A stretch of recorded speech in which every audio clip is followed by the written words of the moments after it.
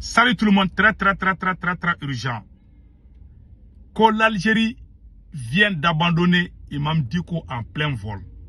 C'est ce que racontent les journalistes Abdou-Niang.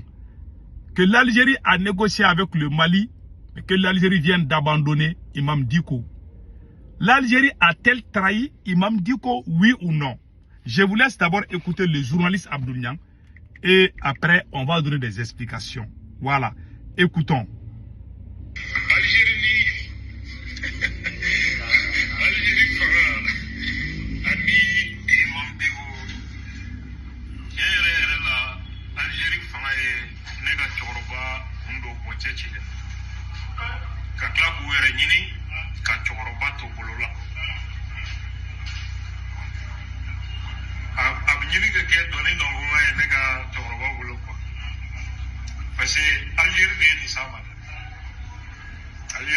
Je vais traduire tout de suite.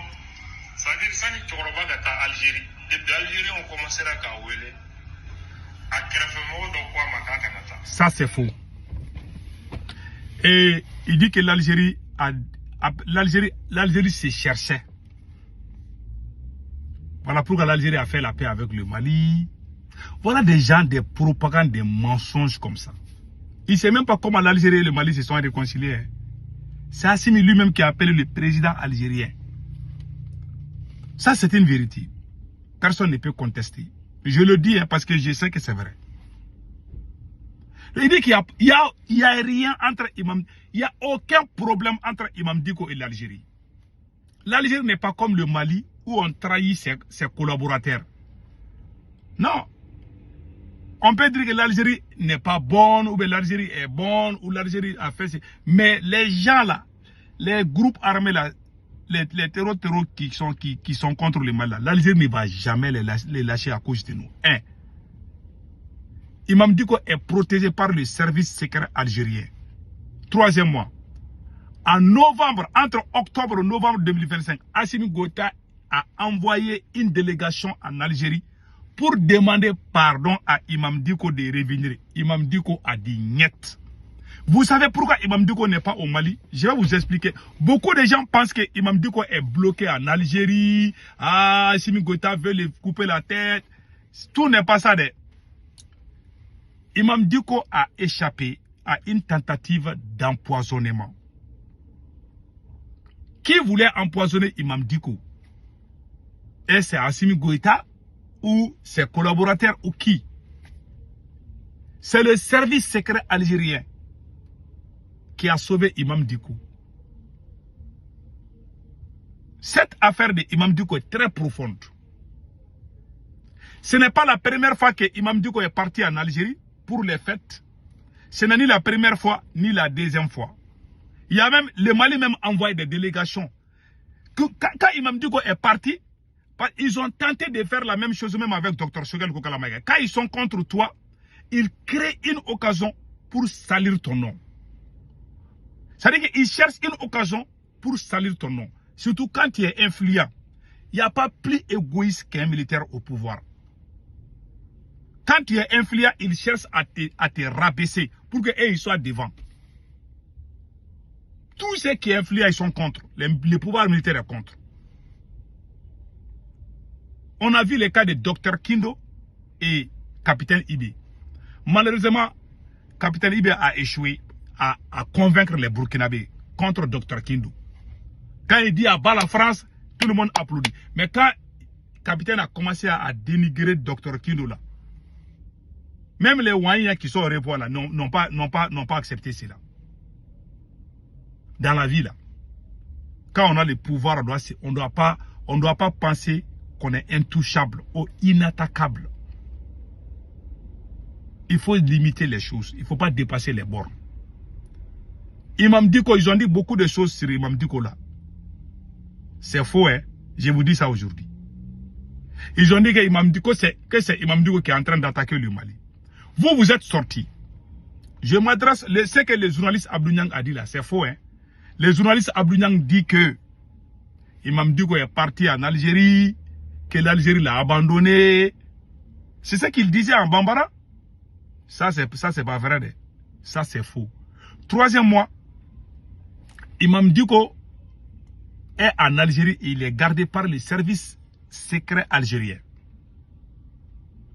Ces mêmes militaires m'ont appelé un jour, ils m'ont dit de faire une vidéo contre Imam Dicko. J'ai dit, qu'est-ce que Imam Dicko a fait? Que Imam Dicko a pris l'argent avec l'ambassade de France. J'ai dit combien? Ils ont parlé des centaines de millions.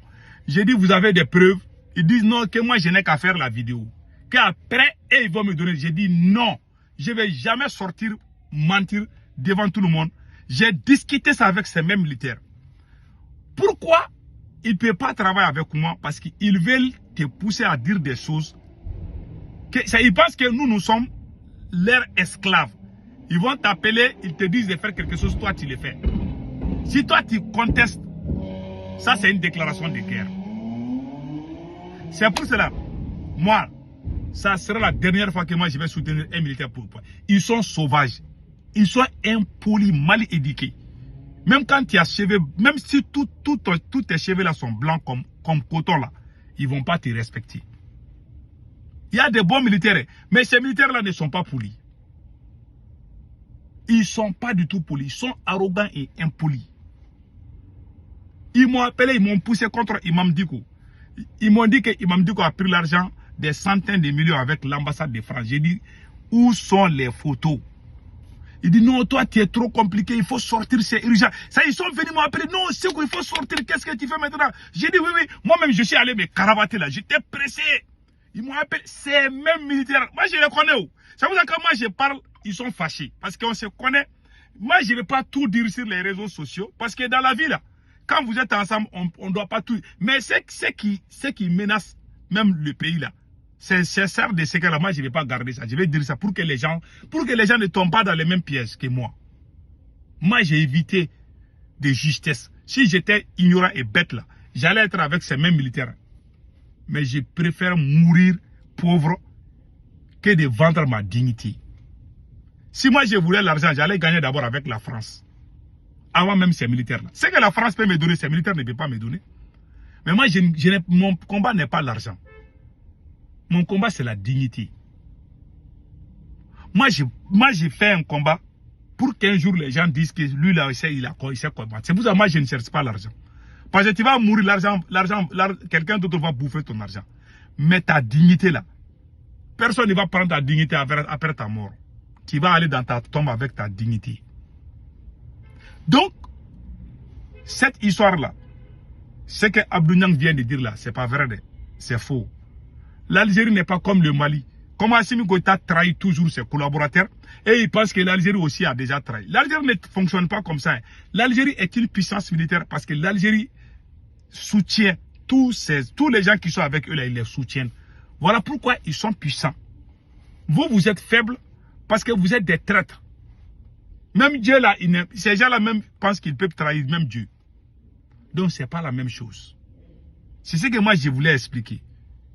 Imam Dicko n'a pas refusé. Même il y a un grand supporter d'Assimi Goïta, Kati 24, quand il a parlé, ils ont ouvert leur grande gueule partout. Donc, j'aimerais vous informer. Tout va bien entre Imam Dicko et l'Algérie. Il n'y a aucun problème. C'est Assimi lui-même qui a mis fin aux polémiques avec l'Algérie. Vous aviez Ablaye Maïga en train de chanter l'hymne national de l'Algérie, non?